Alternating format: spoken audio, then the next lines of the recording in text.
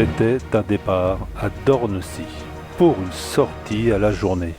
Aussitôt démarré, nous étions face au clocher de l'église Saint-Martin. Et un détail m'avait interloqué. Il est l'un des rares clochers arborant encore le drapeau tricolore témoin de la Révolution. Pour une fois, le coq ne se sentira pas seul. Pour connaître la suite de l'aventure, ce sera après ça.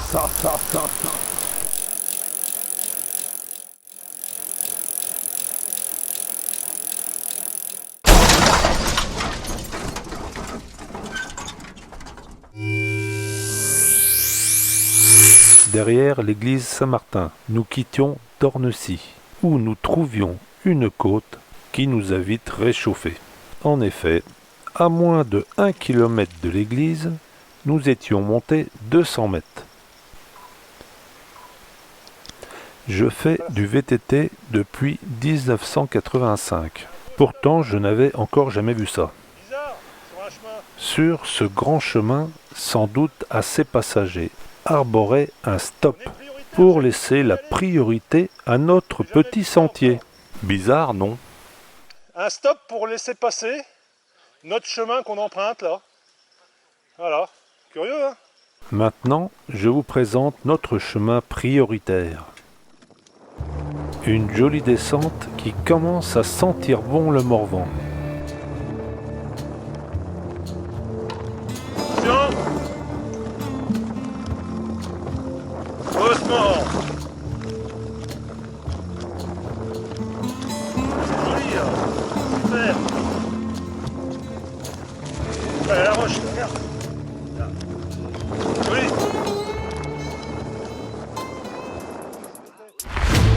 En bas de la descente, elle semblait nous tendre les bras.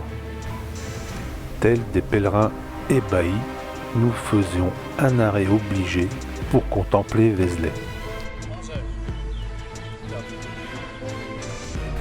Les pèlerins viennent de tout pays pour prier Sainte Marie-Madeleine, dans cette modeste église abbatiale qui fut consacrée au IXe siècle. Peut-être que Philippe Auguste et Richard Cœur de Lion ont emprunté ce même chemin. Ils choisissent Vézelay afin d'y rassembler leurs troupes pour la 3e croisade.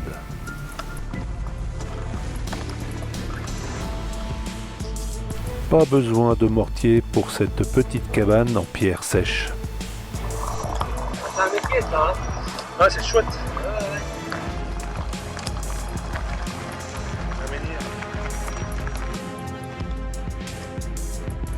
Faites pénitence!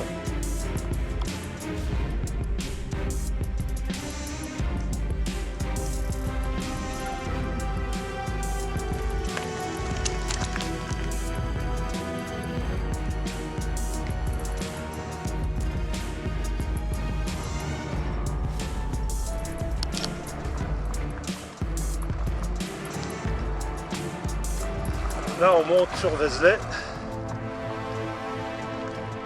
Depuis un certain temps, ça monte et ça monte toujours. Vézelay se mérite.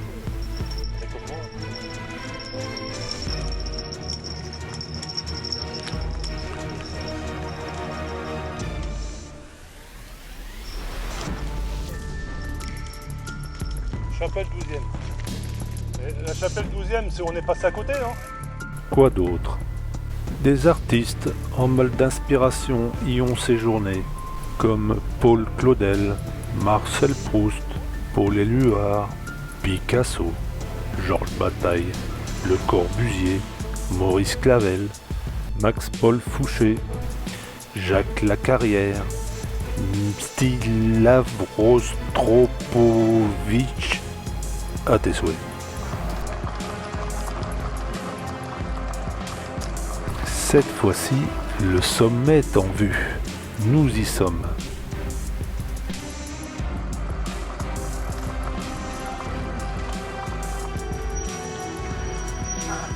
Je savais bien que c'était bien de passer par là.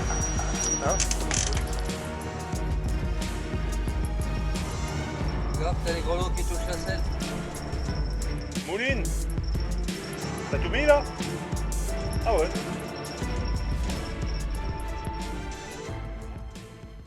Le portail central du narthex n'était pas visible à cause de travaux. Hélas, c'était sans doute la partie la plus connue et intéressante de la basilique Sainte-Marie-Madeleine. Quelques dates vite fait. Une première église carolingienne est consacrée en 878 par le pape Jean VIII. En 1537, elle prend le grade de collégiale et en 1920 de basilique. Sans parler aussi de ses nombreux incendies et de... c'est pas 200 pages qu'il y a à lire, c'est 1000. Et toujours de Vézelay, une jolie vue sur la vallée de la Cure.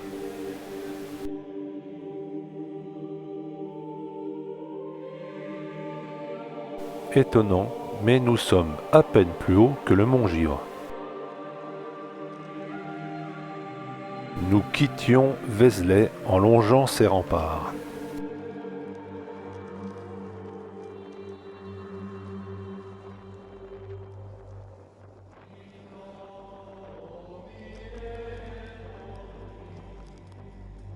Et surtout, sans oublier le célèbre vignoble vézelien, qui remonte à l'époque gallo-romaine.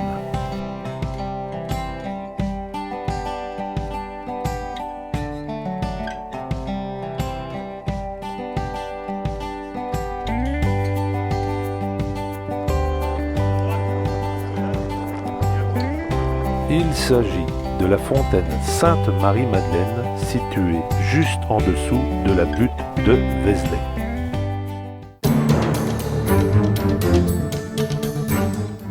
À votre avis, que fait Jackie dans cet endroit qui a l'air bien roulant?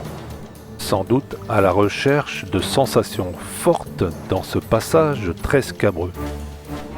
Qu'y a-t-il de si intéressant? Je vous présente la roche percée. Je trouve que le nom a été bien trouvé. L'arche doit son origine aux roches silicifiées qui se sont formées il y a 185 millions d'années. Plus résistante à l'altération que le granit dans lequel le pertuis s'est ouvert, creusé par la rivière. L'arche naturelle de 6 mètres de haut s'ouvre sur la rive droite de la Cure. Moi je descends pas en VTT, hein. J'ai mis des planches. Justement, nous descendons sur la Cure. Pas doucement, hein.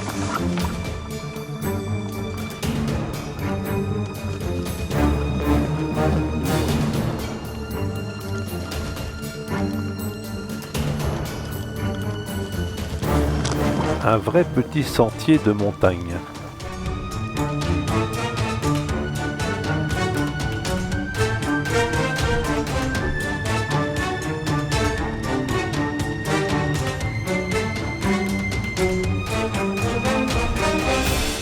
Le premier pont sur la Cure, construit à cet endroit, date probablement de la période romaine. Ce petit pont, dit pont de Ternos, a servi de lieu de tournage à une scène du film culte La Grande Vadrouille. Donc ce qui est sûr, avec nous, on a Louis de Funès. Pour Bourvil, c'est un des deux autres. Au choix.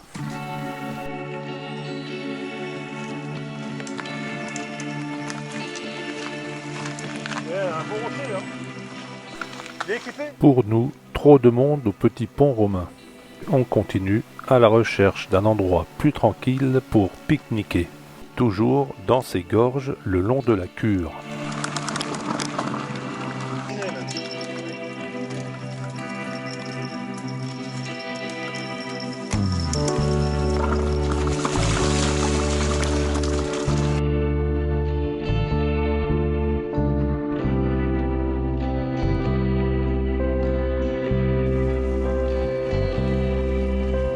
Un barrage a remonté le niveau de l'eau. Regarde, voilà. Voilà les gars, on pouvait manger là, hein, c'est non? Alors c'est pas mal là, il y a une ouverture. Hop. On a bien fait de pousser un peu plus loin. Cet endroit est nettement plus tranquille qu'au petit pont.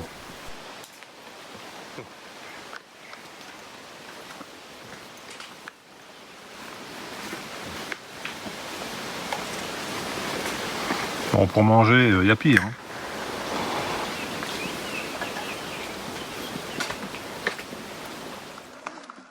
Maintenant, passons à la digestion.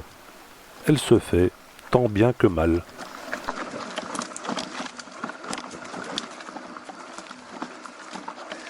De la roche.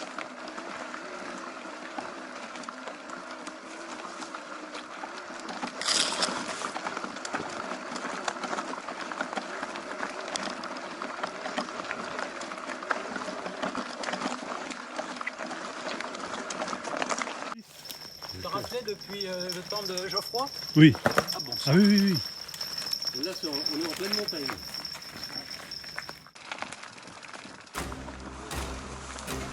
Poussez-vous, je prends de l'élan.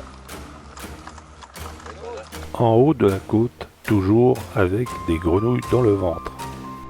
Il y a la falaise là qui fait que ça nous empêche de faire le tour. Elle est encore propre après au Benoît des pieds. Toujours un peu plus haut, à Notre-Dame de la Lumière.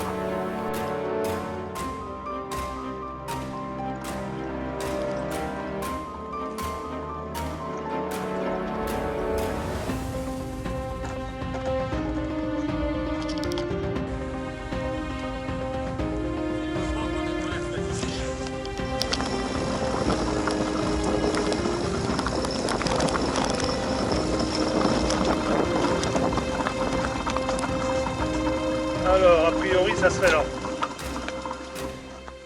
Oui, c'est à droite.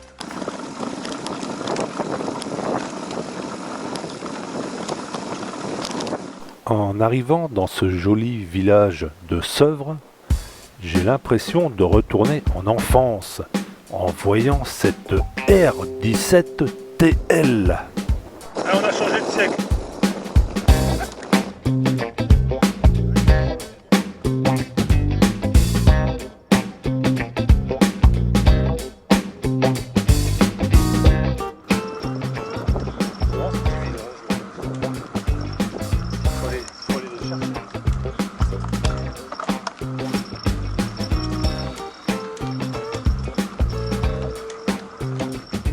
Nous étions tous étonnés de voir que sous cette maison au cadran solaire se tenait un lavoir.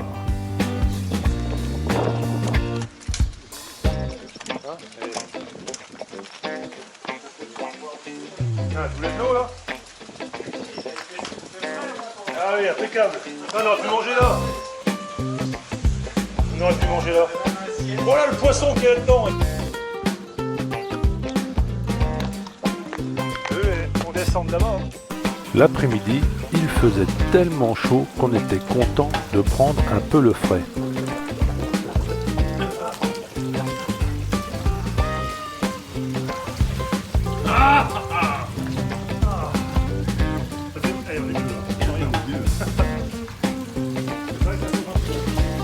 Il y a des hirondelles qui essayent de rentrer. Là. Hop là.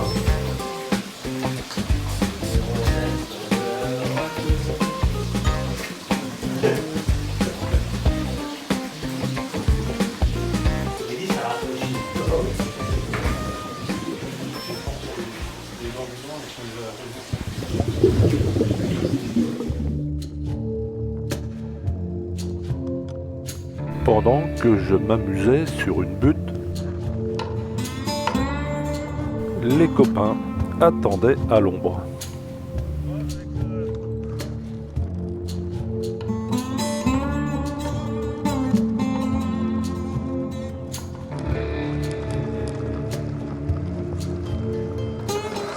Ah, de l'ombre. Le point culminant de la balade est atteint, avec ses 322 mètres. Une belle descente après la côte, offrant différents écosystèmes qui, hélas, en son milieu est obstrué par un arbre.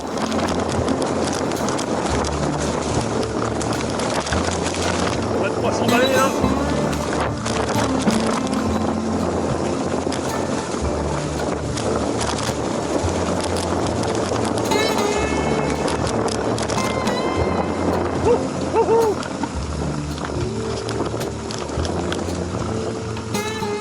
Bon ben, vaut mieux avoir des freins. Après avoir démonté l'arbre, nous reprenions la descente.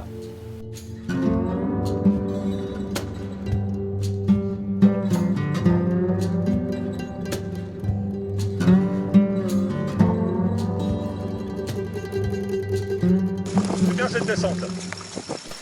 Après la descente, une côte en plein soleil. Et il fait très chaud, la traversée du désert.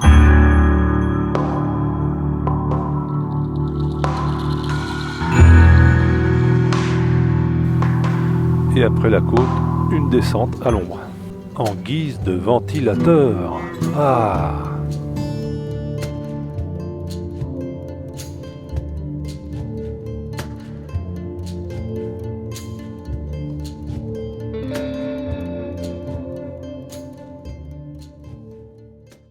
Non, nous ne sommes pas à Bourges, mais à Metz, le comte, de retour dans la Nièvre, en laissant Lyon. De Metz, le comte, nous gravîmes encore une autre colline, pour aller rejoindre en son sommet une autre église.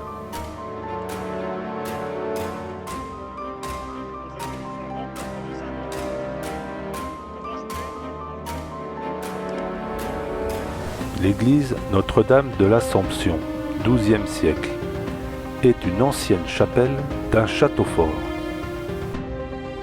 Notre premier étonnement est de traverser le cimetière pour rejoindre l'entrée de l'église. Elle est magnifique cette église. On avait déjà vu ça dans d'autres randonnées. Magnifique.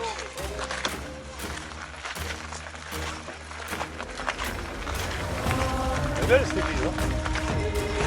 Belle. Vraiment des romans? Non, une romane. Une romane. Ah, romane. Romane. Oui, oui. Donc, Voilà.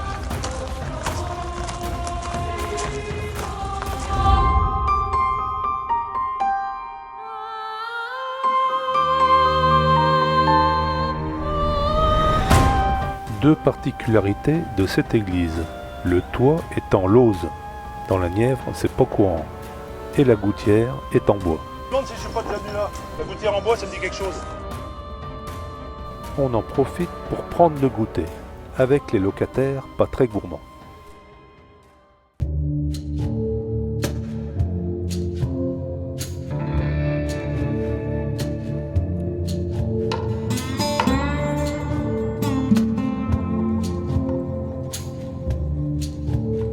On arrive au moulin danois, où l'on traverse 2 fois Lyon. Et là, ils sont sur une île, hein. On passe 2 fois dessus. Et une fois Lyon traversé, on rattrape le canal du Nivernais.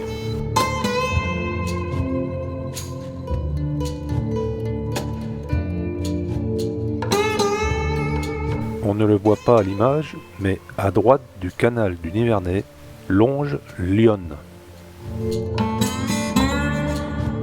Avant notre retour à Dornecy, on finit la balade par un moment très bucolique. Il y a du vent. Vent du Sahara. Et écoute le bruit de l'avoine dans le vent.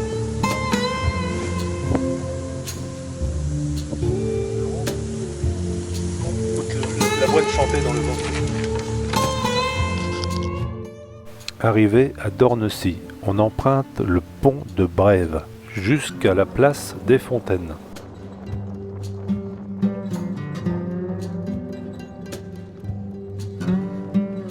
Heureux d'avoir fini cette belle balade dans cette chaude journée avec ses 60 km et ses 1300 mètres de dénivelé. Putain, je suis à l'ombre. Je suis à l'ombre. Ah, même pas mal. pas mal, ça. Tu parles pour toi. Parcours terminé, il me met. Hein.